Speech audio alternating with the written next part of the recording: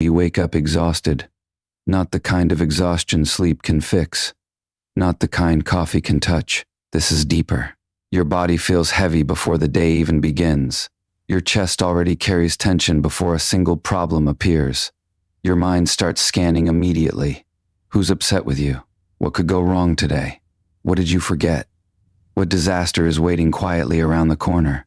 And the terrifying part is, you've lived like this for so long that it feels normal now. You call it being responsible. You call it being self-aware. You call it thinking ahead, but your nervous system calls it survival. Because somewhere in your life, your body learned something dangerous. Peace is temporary. Safety disappears quickly. Love can change without warning. Calmness is suspicious. So now your mind stays alert even in silence. Even during beautiful moments, a part of you remains braced for impact. You struggle to relax because your body believes relaxation is when bad things happen. And nobody sees this war inside you. They only see your mood swings, your overthinking, your irritability, your emotional shutdowns, your distance. But beneath all of that, your nervous system is exhausted from protecting a version of you that once felt helpless.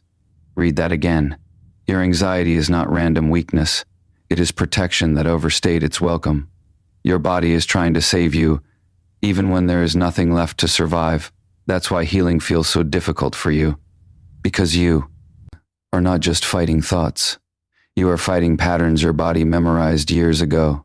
Patterns built in silence, in disappointment, in unpredictability, in emotional neglect, in moments where you had to become emotionally strong far too early.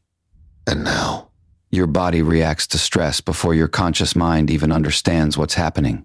A text message changes your heartbeat. Someone's tone ruins your entire day. Silence feels threatening. Rejection feels fatal.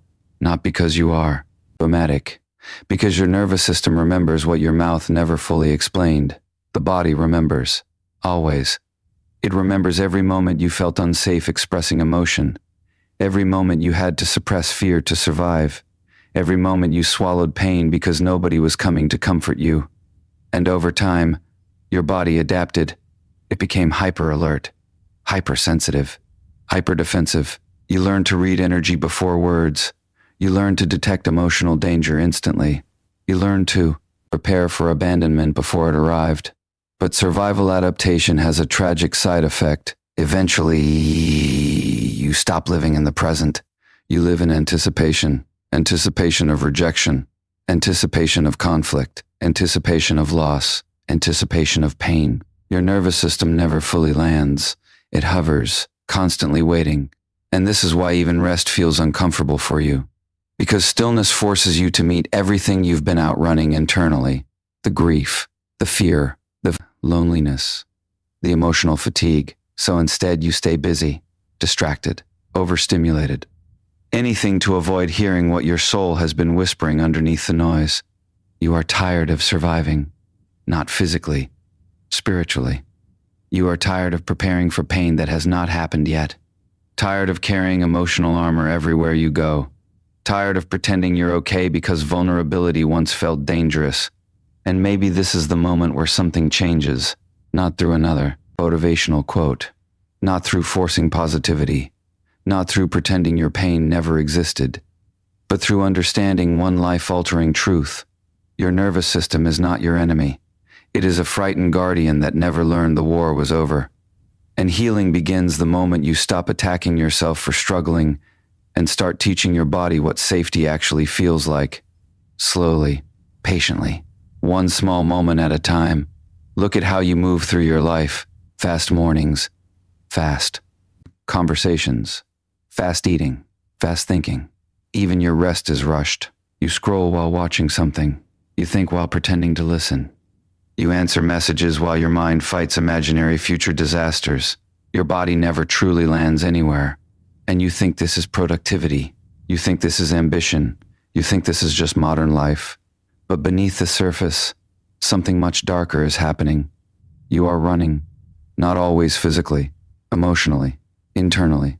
Because trauma does not only create fear, it creates urgency. It teaches your nervous system that slowing down is dangerous.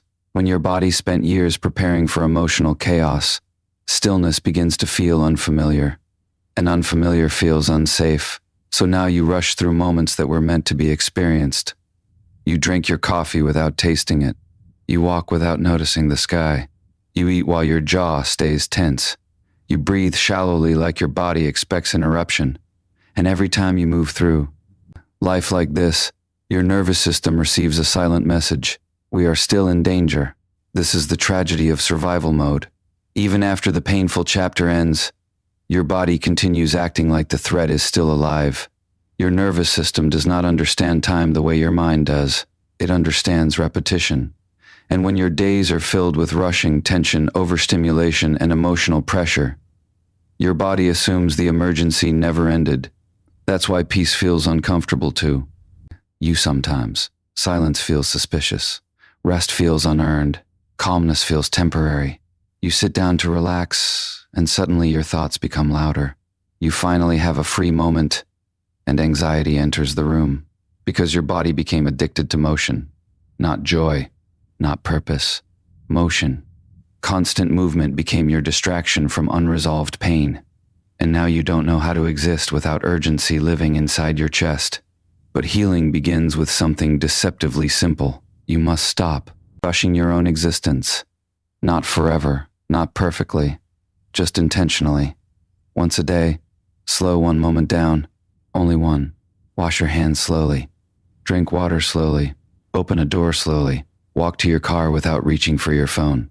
And while you do it, pay attention to the discomfort. Because there will be discomfort. Your mind will itch for stimulation. Your body will feel restless. You will want to escape back into speed. That reaction matters. It reveals how deeply your nervous system fears stillness. Most people never notice this. They spend their entire lives trapped in invisible urgency, always chasing, always reacting, always mentally leaving the present moment before it even finishes happening. And then they wonder why they feel emotionally disconnected from life itself. You cannot feel peace while treating every moment like a race. You cannot heal while your body believes danger is always 1 second away. This is why slowing down is not laziness. It is the nervous system retraining. It is teaching your body a completely new language, the language of safety, the language of presence, the language your soul has been starving to hear for years. There is no emergency right now. That sentence alone can change your internal world. Because maybe your healing does not begin with dramatic transformation. Maybe it begins with teaching your body that it no longer needs to sprint through life to survive it. Maybe peace starts the moment you stop treating calmness like weakness. And maybe, for the first time in years, your nervous system can finally exhale. There is a version of you that disappears around other people. Not physically, emotionally. You become smaller, quieter, softer, easier to digest. You monitor your tone. You rehearse your responses. You analyze facial expressions like your survival depends on it. And maybe it once did, because somewhere in your past you learned a painful lesson. Being fully yourself was risky. Maybe honesty led to conflict. Maybe emotions were ignored. Maybe vulnerability was punished. Maybe your needs made other people uncomfortable. So your nervous system adapted. You became emotionally strategic. You learned how to avoid tension before it appeared. How to keep peace at your own expense. How to smile while your chest tightened with resentment. And now, you call it kindness. You call it maturity. You call it being easygoing. But deep down, you know the truth. You abandon yourself constantly. You say it's okay, when it isn't. You say I understand while silently hurting. You say don't worry about me because asking for emotional care feels dangerous. And every time you silence your real feelings to protect someone else's comfort, your body keeps score. This is why anxiety follows you into relationships. Because your nervous system knows something your conscious mind keeps ignoring. You are not emotionally safe with yourself yet. Not because you hate yourself, because you keep leaving yourself behind. Betray your own discomfort in tiny moments all day long. Someone crosses a boundary, you laugh awkwardly. Someone disrespects you, you minimize it. Someone drains your energy, you stay available anyway. And afterward, your body feels exhausted, heavy, agitated. Because self-betrayal creates internal chaos. Your nervous system cannot relax while your soul keeps experiencing abandonment from within. Read that carefully. The deepest abandonment is not always from other people. Sometimes it comes from repeatedly ignoring your own truth. This is why some conversations leave you emotionally shaking for hours afterward. Your body is reacting not only to what was said, but to everything you never allowed yourself to say. The swallowed anger, the suppressed hurt, the fake smile, the performance.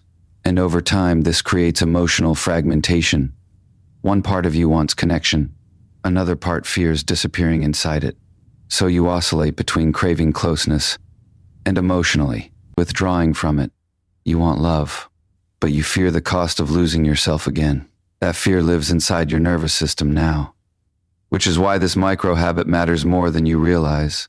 Stop lying about small things, not cruelly, not aggressively, not to dominate others. Truthfully, calmly. If something hurt you, acknowledge it. If you need space, say it. If you are emotionally tired, stop pretending you're fine. Tiny acts of self-honesty rebuild trust with yourself. And trust is what your nervous system has been starving for, because healing is not only learning how to calm down. Healing is learning that you no longer have to abandon yourself to be loved. That changes everything. The moment your body realizes you will finally protect your own emotional reality, something ancient begins to soften inside you. Your chest loosens. Your breath deepens. Your reactions become less frantic, because your nervous system is no longer fighting two battles at once, the outside world and your constant self-betrayal within it. You do not need to become louder to heal. You do not need to become cold. You do not need to stop loving people. But you must stop sacrificing your soul for temporary acceptance. Because every time you choose honesty over performance, your body receives a new message. I am finally safe with myself. And for a wounded nervous system, that message feels like sunlight after years of darkness. Your body is speaking to you constantly, but you were never taught how to listen. So instead, you call it stress. You call it anxiety. You call it just being tired.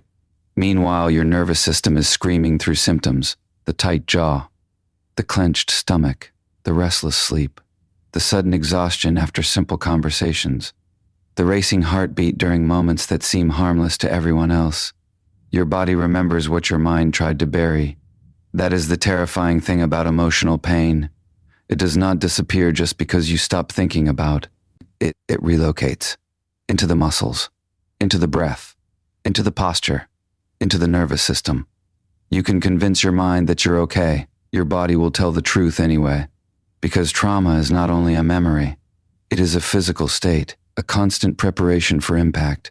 That's why your shoulders stay tense even while resting, why your breathing becomes shallow during conflict, why silence sometimes feels heavier than noise.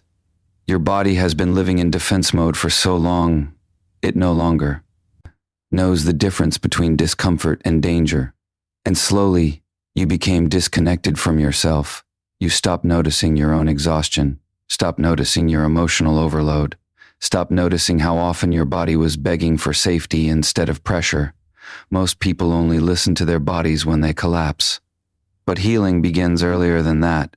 It begins when you stop treating your body like a machine designed only to endure suffering. So here is the third micro habit. Exhale. Longer than you inhale. Simple, but life-changing. Because your breath is directly connected to your nervous system. When fear takes over, your breathing becomes short and defensive. Your body prepares for survival automatically. But when you intentionally slow the exhale, something profound happens internally. Your nervous system receives a signal. The danger is passing, not through words, through biology. Try it right now. Slow inhale, longer exhale. Again, and notice how your body responds. Before your mind does. The chest softens slightly. The heartbeat slows. The internal noise lowers its volume. This is not weakness. This is regulation. You are teaching your body a new reality. A reality where every moment is not an emergency. And for someone who has lived in survival mode for years, that is revolutionary. Now the fourth habit. Place your hand over your chest during moments of emotional overwhelm. not as performance, not as some spiritual trend, as presence. Because many wounds were created in moments where nobody emotionally arrived for you. You were left alone with fear, alone with confusion, alone with pain too heavy for your nervous system to carry, and your body remembers that loneliness. That is why emotional overwhelm can feel so catastrophic now. It reactivates the ancient feeling of facing pain alone, but this tiny gesture changes something powerful internally. When your hand touches your chest, you interrupt the unconscious feeling of abandonment. You ground yourself physically. You remind your nervous system, I am here now. That sentence matters more than you think. Because healing is not forcing yourself to move on. Healing is becoming the safe presence you once needed desperately. And maybe nobody taught you how to do that. Maybe nobody taught you that gentleness could heal the body faster than self-criticism ever could. So you spent years attacking yourself for struggling, calling yourself weak for feeling deeply, judging your anxiety, instead of understanding it. But your nervous system was never asking for punishment. It was asking for safety, for softness, for grounding, for permission to finally stop fighting invisible wars inside your chest. And the moment you stop treating your body like an enemy, your healing changes direction completely. Because your body is not broken. It is exhausted from carrying survival for too long. And maybe the deepest form of healing is not becoming someone new. Maybe it is finally learning how to hold yourself with the compassion you once searched for in everyone else. There is one final trap trauma creates, and almost nobody talks about it. At some point, the pain becomes familiar, not enjoyable, not comfortable. Familiar. You get so used to anxiety living inside your body, you begin introducing yourself through it. My anxiety, my trauma, my damage, my brokenness. And slowly, without realizing it, your suffering stops being something you experienced and becomes who you believe you are. That is the danger. Because the human mind will always protect the identity it repeats most often, even painful identities. So if deep down you believe you are fragile, your nervous system will search for evidence constantly. If you believe you are emotionally ruined, your body will continue preparing for collapse. If you believe pain is your permanent home, peace itself will start feeling unnatural. This is why healing feels terrifying sometimes, not because you want to suffer, because pain became familiar territory. And unfamiliarity feels unsafe to a traumatized nervous system. So every time life becomes calm, you unconsciously wait for disaster. Every time love appears, you search for signs it will disappear. Every time happiness touches your life, your body whispers, this won't last. And that whisper controls more of your life than you realize. It affects your relationships, your sleep, your confidence, your ability to trust joy itself. Because trauma trains the nervous system to expect loss even during beautiful moments. So now you stand guard against life instead of participating in it. But listen carefully. Your wound is real. Your pain mattered. What happened to you shaped your nervous system deeply. But your suffering is not your identity. It is an experience, a chapter, not the entire story. There is still a version of you beneath the survival patterns, a version untouched by fear, untouched by hypervigilance, untouched by the exhausting need to emotionally brace for impact every day. That version still exists, buried, tired, waiting for you to stop worshiping survival long enough to finally live. So here is the 5th micro habit. Every morning, ask yourself one question. If fear was no longer controlling my life, who would I become? Do not answer quickly. Sit with the discomfort. Because most people have spent so many years surviving, they no longer remember who they are without fear making every decision, without anxiety, choosing their relationships, without trauma controlling their reactions, without emotional exhaustion shaping their personality. But somewhere underneath all of that conditioning, your soul still remembers. It remembers the calm version of you, the open version, the creative version, the version that did not wake up expecting emotional danger every day. And healing begins the moment you stop saying, this is just who I am. This is who you are now.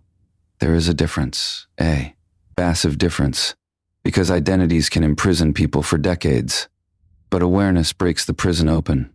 The moment you realize your nervous system learned fear, you also realize it can learn safety, slowly, patiently, one moment at a time. That is the miracle most people miss. Your body can change. Your emotional patterns can soften. Your inner world can become quieter. Not overnight. Not through pretending pain never existed, but through repeated moments of safety, honesty, presence, and self-respect. And one day, something unexpected will happen. You will wake up and notice the panic is quieter. The tension is lighter. The future no longer feels like a threat waiting to happen. For the first time in years, your body will stop preparing for survival long enough to experience peace, real peace, not distraction, not numbness, not temporary escape, peace. And in that moment, you will realize something life-changing. You were never broken. You were wounded in a world that taught your nervous system to fear everything. But wounds are not identities. They are places where healing enters slowly until one day the light reaches every part of you that once believed it would remain in darkness forever. And when that day comes, you will not merely survive your life anymore. You will finally return to it,